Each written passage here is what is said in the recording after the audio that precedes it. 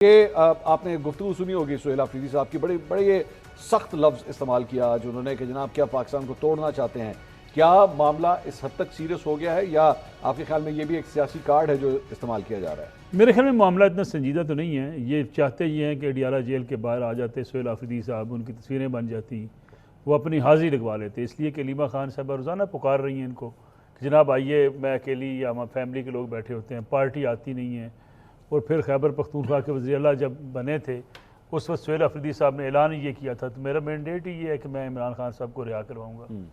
एहतजाज करना उनका हक़ है, लेकिन जिस किस्म की सियासत पाकिस्तान तहरीक इंसाफ के बाज़ रहनुमा कर जाते हैं, मेरे ख्याल में उन्हें एहसास नहीं होता कि वो क्या कर रहे हैं।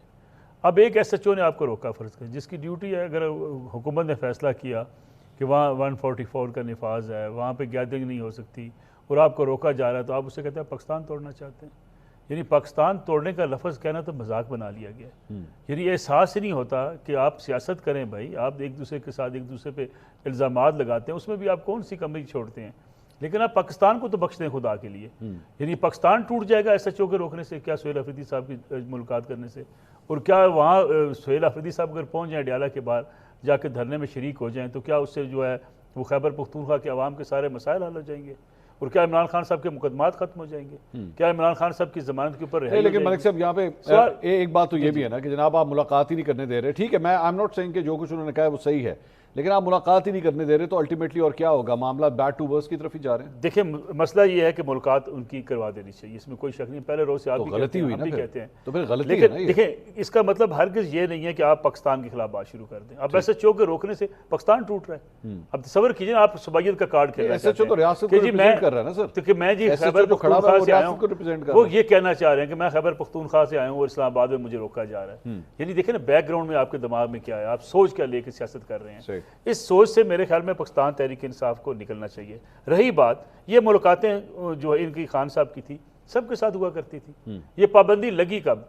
जब आपने सोशल मीडिया का इस्तेमाल करना शुरू कर दिया अपने रियासती इदारों के ऊपर, आपने रियासत के खिलाफ, आपने उसी ट्विटर हैंडल का इस्तेमाल किया जो जेल में एक शख्स कैदी हैं जेल में, उनको सजा हुई है, उनका ट्विटर हैंडल एक्स हैंडल उनका मुल्क से बाहर बैठे हुए लोग चला रहे हैं। फिर आप उनको पैगाम कन्वे करके चलवा लेते हैं, उसके बाद आप मुकर भी जाएंगे जी मेरे पास तो था ही नहीं। कल फर्ज करें इसकी तहकीकात होती हैं, जो इमरान खान साहब ने एक्स के ऊपर जितने भी पैगाम दिए होंगे, वो कहेंगे मैं तो जेल के अंदर था, ना मेरे पास टेलीफोन था, ना मेरे पास वसाइल थे, मेरे पास तो कोई इंटरनेट की सहूलत नहीं थी। ये तो बाहर से क्यों इस्तेमाल होता रहा, कौन जिम्मेदार होगा?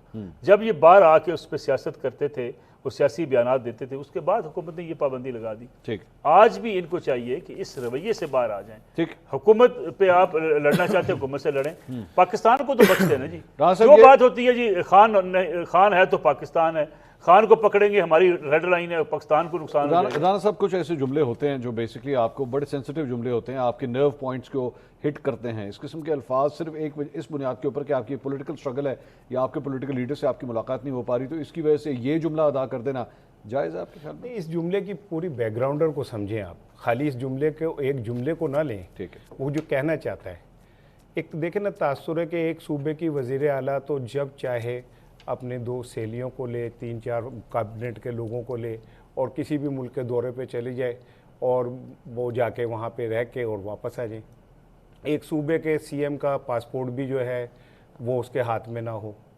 ठीक है, एक वज़ीर आला हो जिसके लिए सारे दरवाजे खुल जाएं, एक वज़ीर आला हो जिसको, वो भी इलेक्टेड है, 4-4.5 करोड़ लोगों का इलेक्टेड नुमाइंदा है, उसको एक सूबे का क्या कहते हैं, एक सिपाही जो है, पुलिस वाला जो है, वो रोक ले, तो उस सूबे में कोई एहसास है महरूमी पैदा होगा कि नहीं होगा? ठीक, सोबाइयत फैलेगी कि नहीं फैलेगी?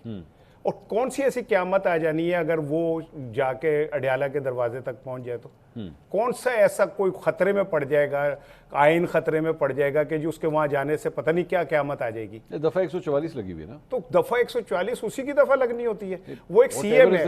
और कल को अगर फर्ज करें कि मरियम साहिबा को अब वो वहां जाए, मरी या कहीं जाते हुए रास्ते में उनके पुलिस वाले रोक ले, मरी पंजाब में आता, मरी से आगे तो जाना होता है ना, नथिया गली। हाँ, आप तो टूरिस्ट हैं, आपको तो सारे रास्तों का पता है। KP में मैं तो नहीं गया कहीं भी मकामों के आगे, आपको तो पूरे रास्ते पाकिस्तान के आते हैं। सो अगर वहां पे कोई इसी तरह रोक ले, कोई भी जवाब बना के, तो क्या शोर मचना है, आप सोचें जरा। नहीं तो मरियम ये कहे पाकिस्तान टूट जाएगा क्या वहाँ, अगर मरियम बीबी ये कहे नहीं, वो जहाज में नहीं फिरने देते ना उनको, सुन तो लेना, इस वजह से वो कह रहे हैं कि मैं देखे आपने इतनी बात की, मैंने दिल पे वैसे राना साहब, अगर इसी तरह के एक रोकने की मैं अगर आपको बात याद दिलाऊं तो आपको याद होगा नवाज शरीफ और मरीम नवाज ने जब लैंड किया था लंदन से, जब लैंड किया था इलेक्शन 2018 के इलेक्शन से पहले, तो उनको गिरफ्तार कर लिया गया था, याद है आपको? उस वक्त भी नून लीग का एक पूरा एक मजमा जो है वो एयरपोर्ट की तरफ जा रहा था। वो डिबेटेबल बात है कि खुद आगे तक नहीं गया या जो भी हुआ, लेकिन रास्ता उनका भी रोका जा रहा था। आंसू गैस की नहीं, मैं कुछ और बात कर रहा हूँ। आंसू गैस की शेलिंग उनके ऊपर भी हो रही थी, जो कि आप खुद फरमा रहे हैं गलत था। क्या उस वक्त अगर इस किस्म का जुमला अदा कर दिया जाता कि जनाब पाकिस्तान टूट जाएगा? जावेद लतीफ ने किया, जावेद लतीफ ने ऑन रिकॉर्ड है, गलत है, मैं तो कह रहा हूँ गलत है। तो फिर आप ये पाकिस्तान पे नहीं, मैं कह रहा हूँ उसके असबाब तो देखें ना। कोई शख्स कोई बात अगर कह रहा है तो उसके पीछे उसके असबाब भी गौर कर लें।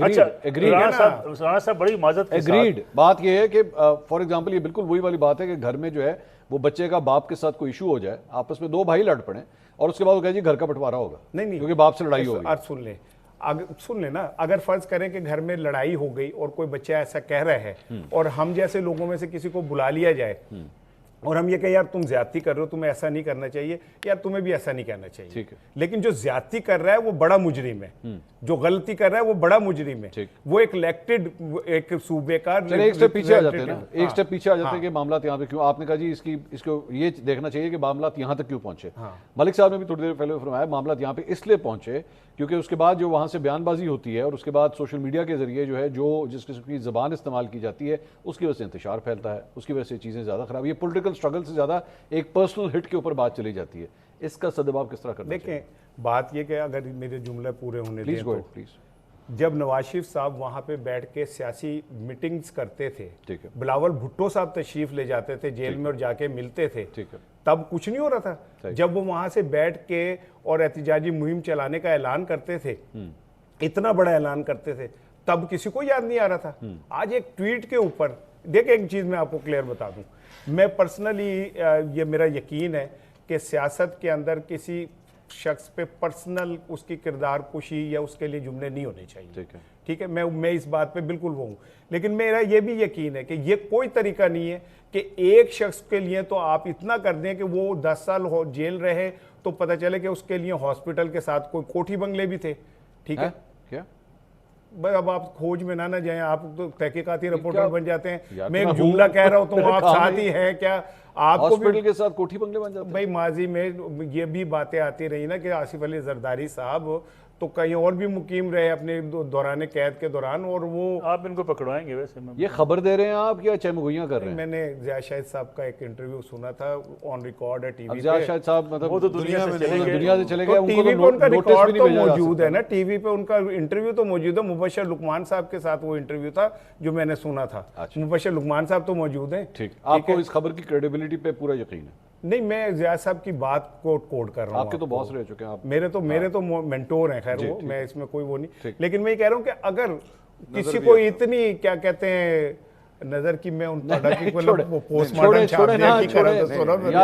अगर मैं उनसे सीख के और मैं एक डिफरेंट किस्म की साफत करता हूँ, कह रहे मैं अच्छे सेंस में, मैं अच्छे सेंस में, अच्छा यार, थैंक यू आगे चल। नहीं वैसे आप कोठियां बनवा रहे थे, आगे चल। हाँ, सो और या नवाज शरीफ साहब का ले ले, यहाँ तक ऑन रिकॉर्ड है कि बेड भी घर से गए, क्या नाम है, कमर के दर्द की वजह से।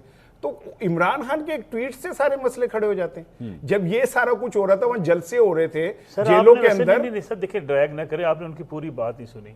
ट्वीट आप जरूर करें, सियासी ट्वीट करें।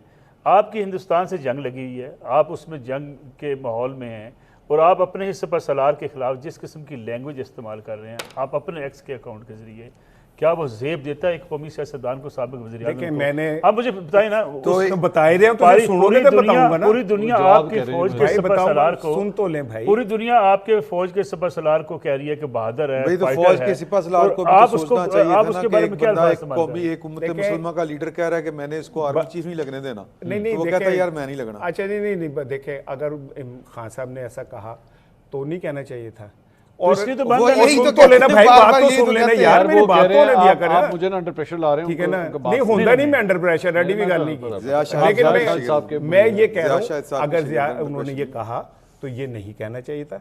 लेकिन किसी प्लेटफॉर्म से इमरान खान के किरदार के ऊपर भी जो जुमले कहे गए वो भी नहीं कहने चाहिए थे। बिल्कुल ठीक है ना, जिम्मेदारी का मुजाहरा हर तरफ से होना चाहिए था। कब कहे किसी गए? एक बंदे की जिम्मेदारी कब कहे गए? प्रेस कॉन्फ्रेंसों में क्या नहीं कहा, किसके ज़हनी बाद? मरीज बैठे ने, बैठे ने, जिन्होंने कहा जी भाई किसके लिए कह रहे हैं आप? नहीं, ठीक है मैं ना? बताता हूँ किसके बाद जब आपने ये अल्फाज इस्तेमाल किए आपको जवाबन अल्फाज कहेंगे। ठीक देख